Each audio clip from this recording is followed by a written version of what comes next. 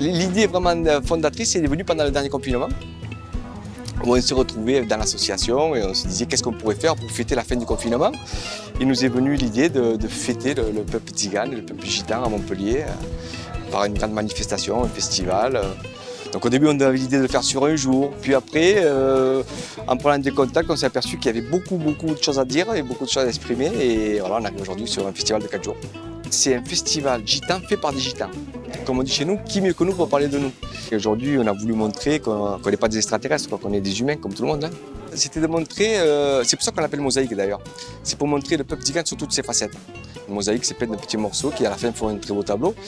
Donc aujourd'hui, on a voulu mettre de l'histoire, du patrimoine, du ludique avec des concerts, de la danse, des spectacles équestres, des expositions sur le génocide qui est très important pour nous à rappeler parce que c'est le génocide oublié comme on dit. Donc on a un luthier qui vient de Perpignan, qui fait un travail extraordinaire, qui est de la communauté gitane.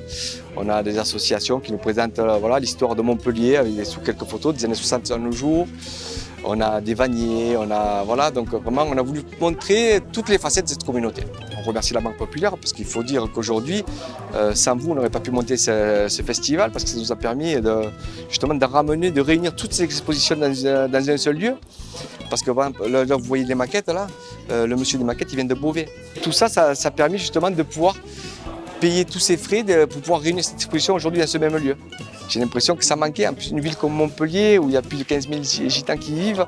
On n'avait pas ce festival et je pense que ça a amené à perdurer. Et justement, si la Banque Populaire nous soutient, on continuera.